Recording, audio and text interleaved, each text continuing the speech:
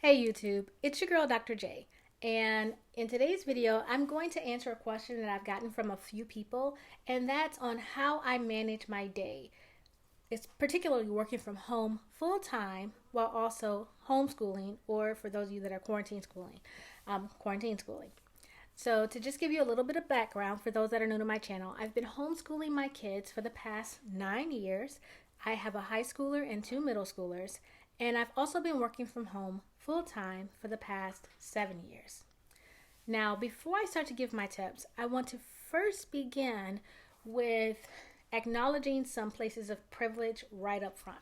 And so, what I mean by places of privilege are these are things that make working from home full time and homeschooling my kids a little bit easier. And it's something that I acknowledge that not everybody has at their disposal. The first thing that I have to acknowledge as a place of privilege is that my job is very flexible when it comes to time. So there are only about 4 hours a week where I have to be doing my job at a particular time of day.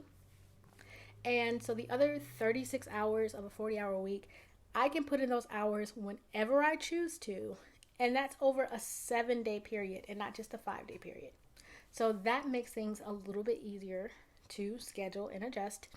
And the other is that I'm married. My husband is very much a hands-on dad, and he's also very supportive in the household. So that makes it easier. So even though he works outside the home full time, right now he's home working from home, being quarantined, but usually he works outside the home. He's still very, very active in the academics of the kids and also in the running of the household.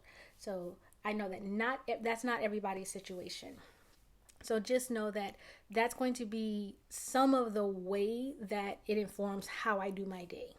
But I still think even if you don't have either of or one or two, or both of those situations, these tips could be helpful for you as well.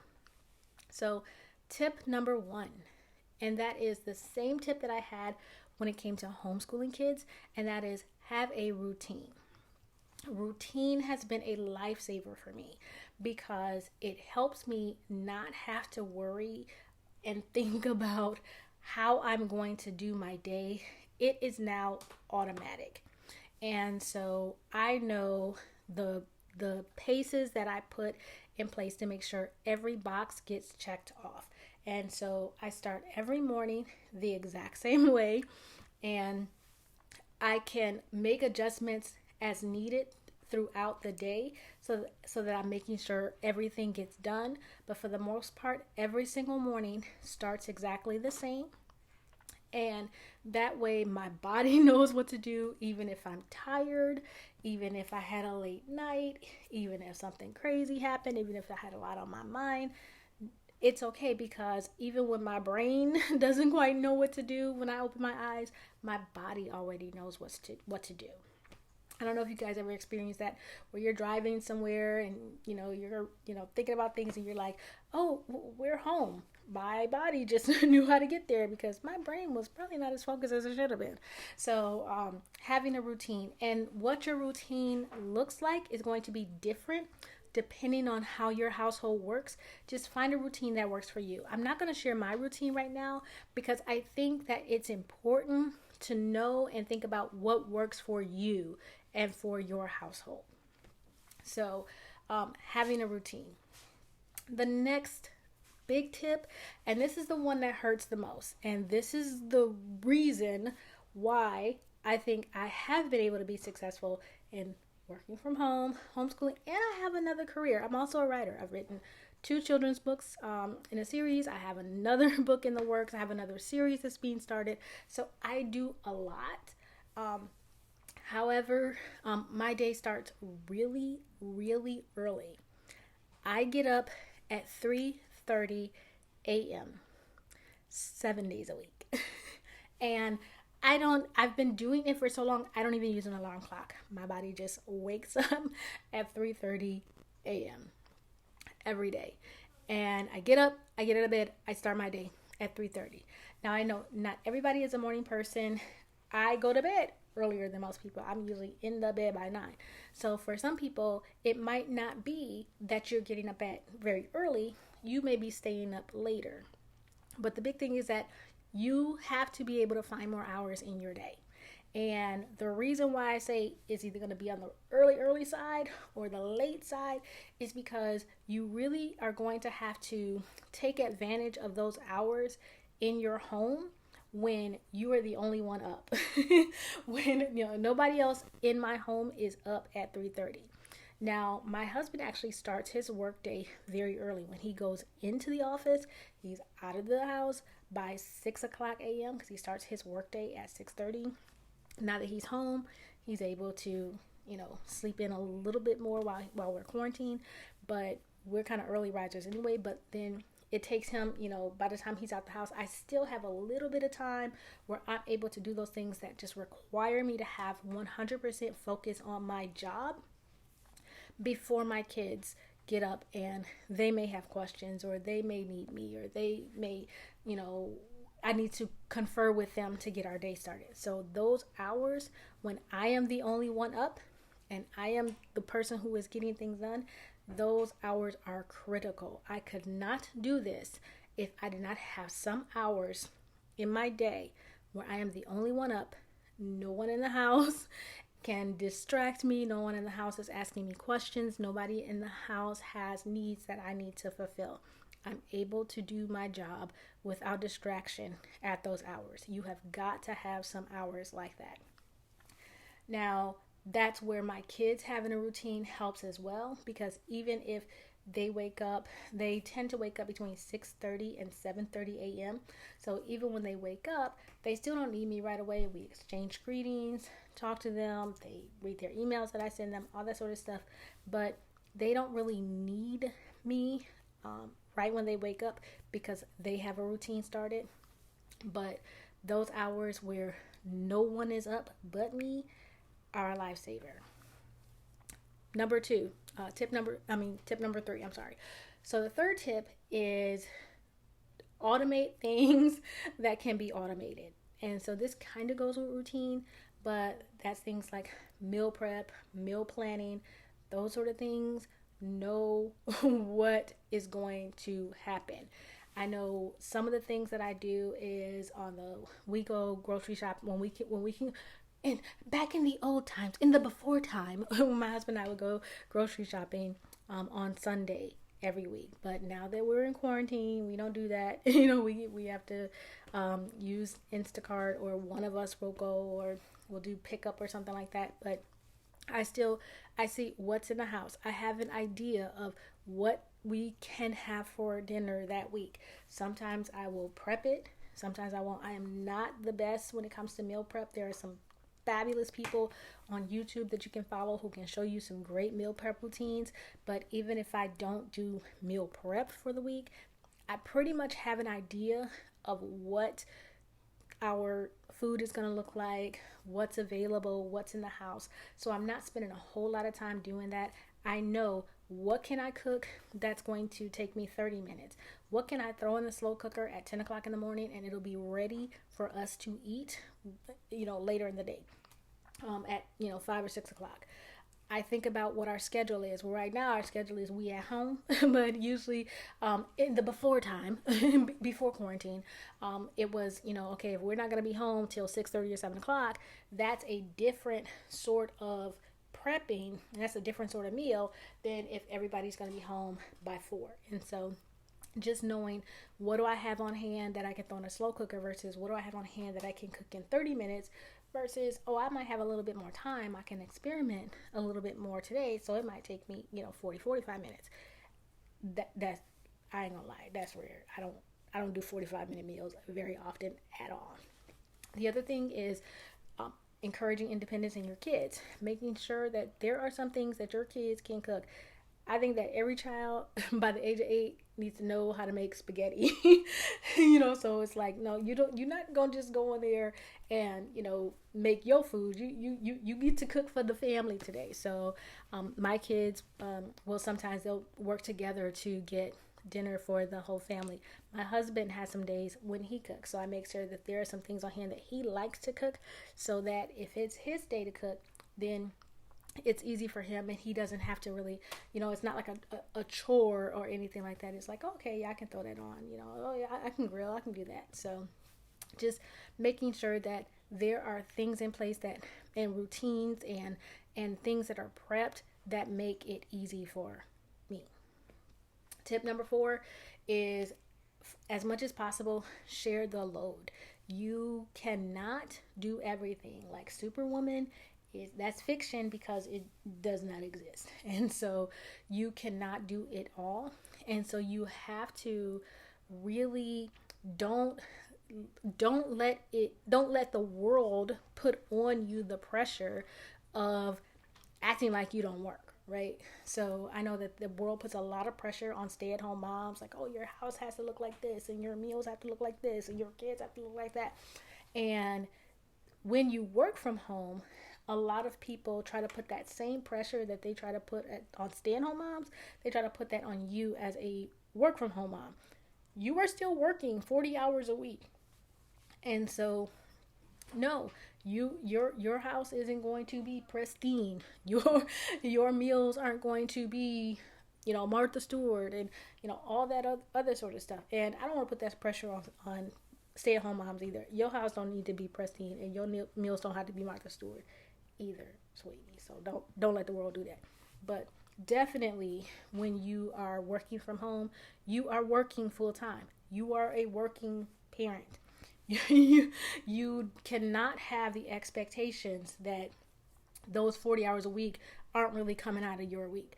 That 8 hours a day, if you work 5 days a week, that 8 hours a day, it is gone from your plate. You cannot just pretend like those hours aren't gone. So don't even put the pressure on yourself to do it all. Make a schedule for your household that involves everyone. And so sometimes you do have to remind your spouse that, you are if you're married, you are a dual working family. So, the load has to be shared amongst everyone. If you try to do everything, you will collapse and die, and then you'll be no use for anyone because you worked yourself to death when you should have been making sure that the load was shared amongst the family. So look into things like zone cleaning, where you make a schedule and you make it out where, like, okay, today, everybody, we doing bathrooms today. Okay, we're going to be doing this today. So you have those zones. They're written out. You know what you're doing. Okay, I might not get to the baseboard every day, but, the baseboard, they'll be done a couple times a year. Okay, we're going to make it happen twice a year. And so, definitely doing those things. And you know what? You cannot do it all. So what you cannot do, you can see if you can contract it out. If you can't, that means you don't hire any cleaning service, something like that. You can't contract it out. You can't barter it. Guess what? Some things just can't be done. If I say yes to this, I'm going to have to say no to something else. So do you want the kids to learn? Do you want to eat? Do you want the house clean? You can get 2 of those things every day.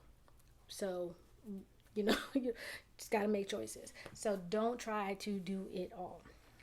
Make sure you have reasonable expectations, and make sure you're spreading out the responsibility to the family.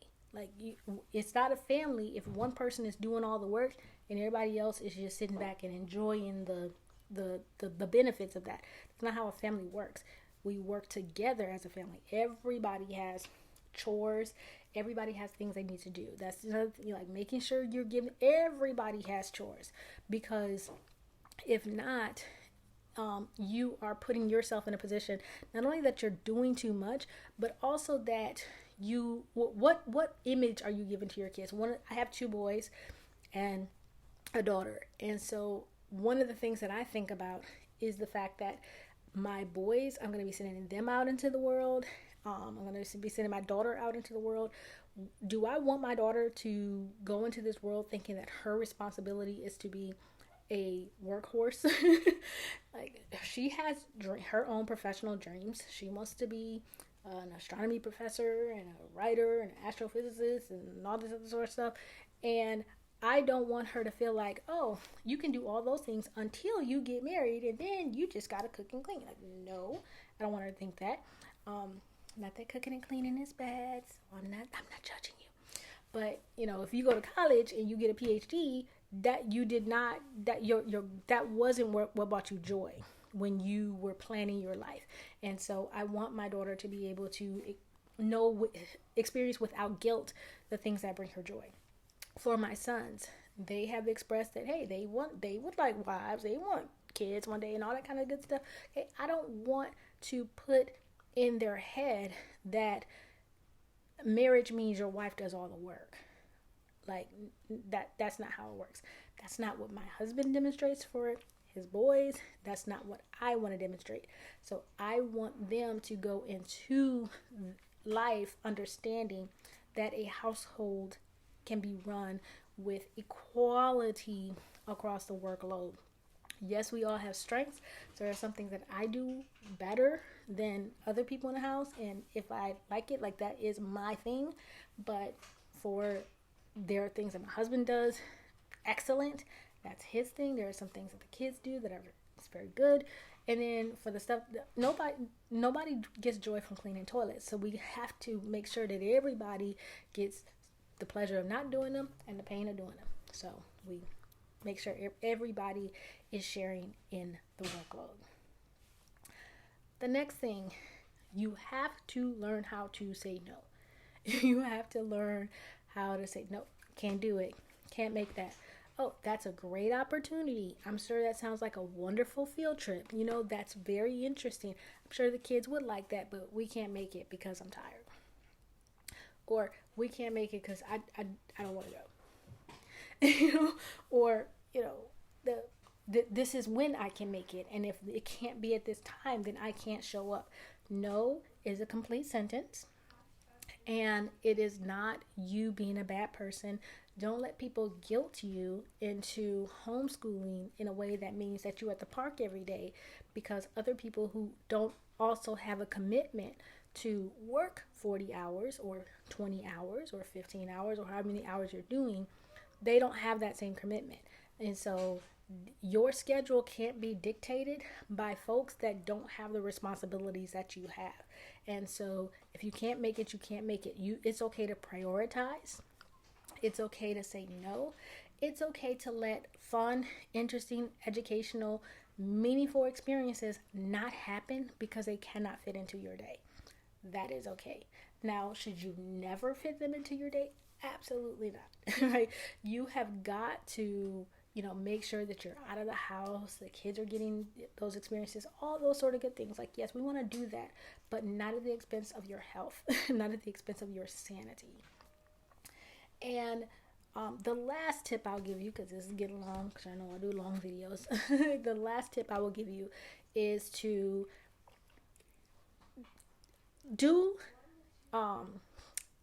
take care of yourself, but don't feel the pressure to have me time or self-help in a particular way.